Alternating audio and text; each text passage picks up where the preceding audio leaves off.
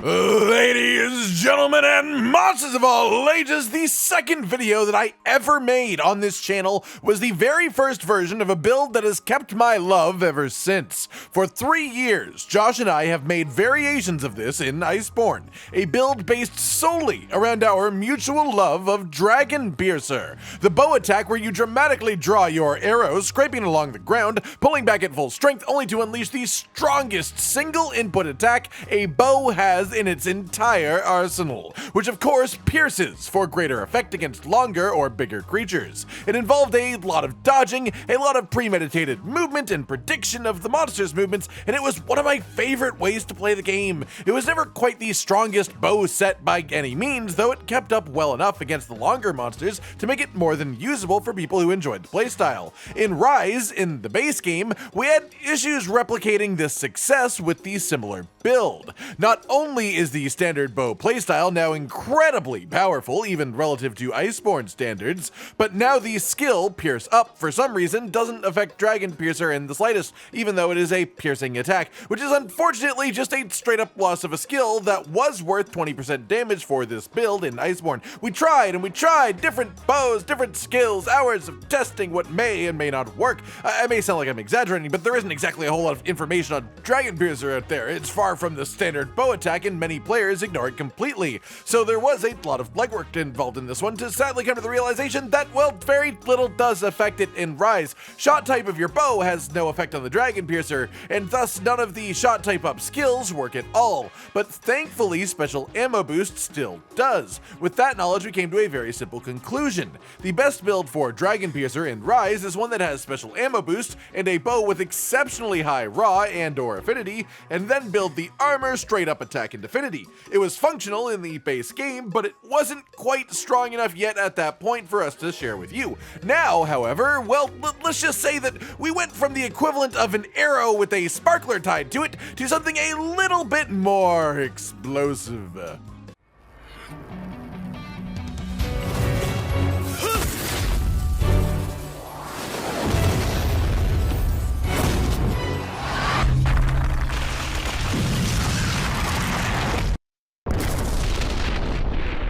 Okay, maybe not quite literally blowing up, but strong as all hell. We knew the build freedom of 2.0 would give us a chance to try again to make this properly feel functional, but now we had a new decision to make. The bows had changed, and so the best bow for the build may not be the same.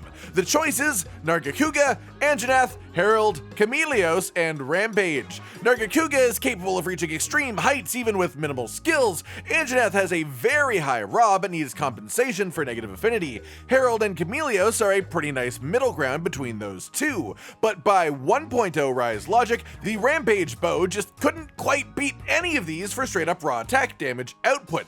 However, the logic here has changed, you see.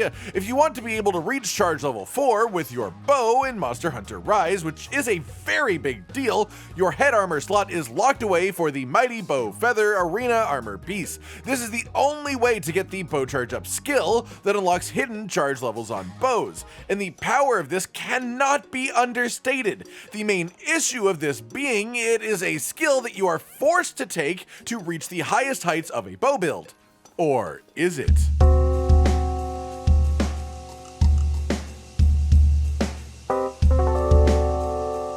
That's where 2.0 came in and kicked everything into gear. The upgrade to the Rampage bow comes with an incredible, specific, and interesting new ramp up: firing charge. This fills the slot that you would normally use to choose your shot type of the bow, rapid, pierce, or spread.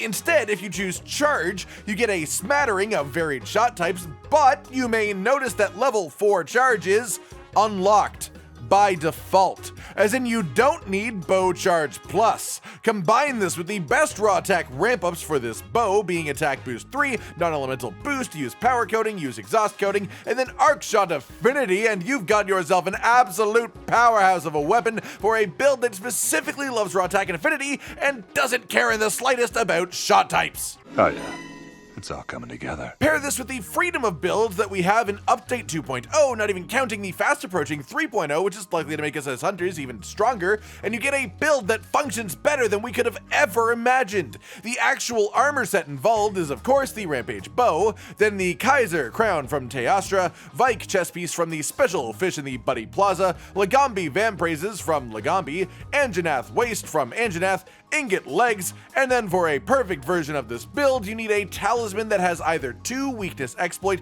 and a 2 slot, 2 special ammo boost and a 2 slot, or 2 critical boost and a 2 slot, or any combination of those that adds up. This is the version of this build that hits 100% crit. However, don't be angry yet.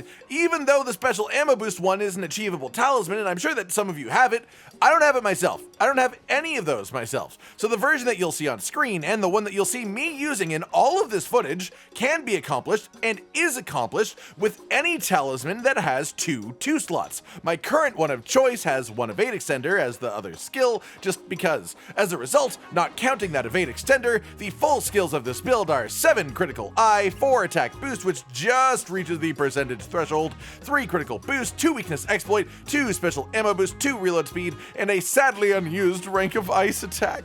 These are the decorations used to achieve those skills with this armor, and you also have 4 1 slots left empty to play around with. Technically, the reload speed can also be swapped out, but it seemed thematic to the bow, so you know, do with it what you will. This is my build. You make is your build. That's the beauty of it. That and you, because you're all beautiful. The build. As a whole, this puts the build at 70% affinity from skills, and then an extra 15% from your arc shot barrel whenever you can keep that active. For those who like to see the effective raw of a build, the Rampage bow, built the way that we have, has 228 attack, times 1.05 for attack 4, then plus 7 for the same reason. Calling it 70% affinity on 3 crit boost gives you a 28% increase for 315 effective raw. Factoring the affinity from the arc shot barrel, if you play perfectly and have it up the whole time, that would be 330 effective raw. Factor in power coating for a 35% increase to 445.7 effective raw. That's on your standard attacks though, as in the ones that aren't Dragon Piercer, which you do use in this, but it makes up far less of your overall damage than the Dragon Piercer itself, which also gets the benefit of special ammo boost for 20% increase up to prepare your fucking ear holes, 534.8. And this version doesn't even get the weakness exploit 3 that it can have with a better talisman. Yeah, range builds do often have a bit of a higher number to make up for the lower hit zones that they get on monsters, but no matter what, 534.8 is insane. It's just crazy. This build in its current state in high rank hits for higher numbers than the best Dragon Piercer build did in Iceborne in master rank. Now is where we get to some of the more fun niche bits that makes this all come together, as well as the playstyle that you'll want to adopt to use this to its full potential. This build is crazy in multiplayer, as the less often you are targeted by the monster, the more Dragon Piercers that you can fire in a row, and thus the more damage that you can do. But don't think that means that it is bad solo. Oh no, it is fantastic solo in Rise, as playing with 2 Palamutes, each equipped with the Steel Fang gadget and the Diversion Scroll, you can get the dogs to draw the monster's attention a staggering amount of the time.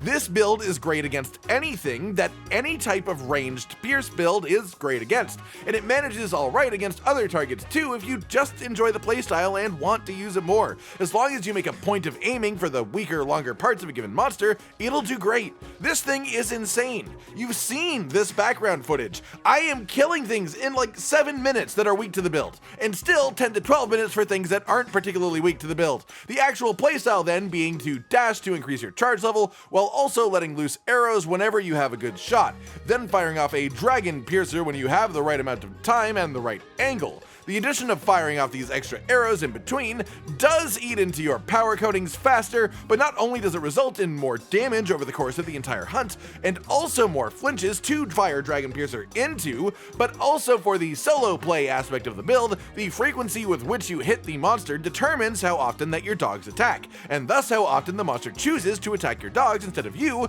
with the way that we have them set up. The switch skills you'll want to use are normal power shot. You won't use this much, but you definitely don't want the version of of it that takes more stamina when you do. Charging sidestep over dodge bolt, as the extra distance and charge level gain are fantastic for setting up the perfect Dragon Piercer.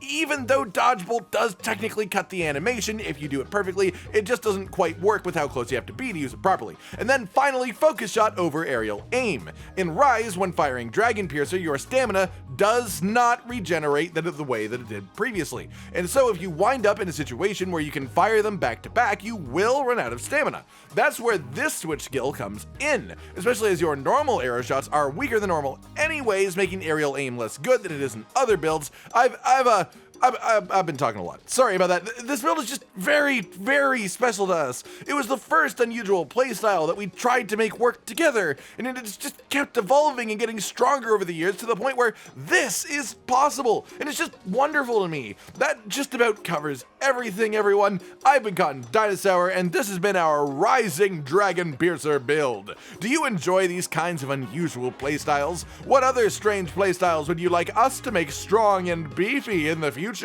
Like if you like the video, subscribe to the notification bell for more, and most importantly, ladies and gentlemen, until next time, stay sweet. Josh, Cotton, and Hollow with the videos, dropping the humor like a hammer on your tippy toes, bringing entertainment on a daily arrangement to take our insanity and turn it into entertainment. Yes, I said entertainment twice, to reiterate that it is nice to look into your faces on a mostly daily basis when you let us in your homes to make the whole world a stage. Goodbye.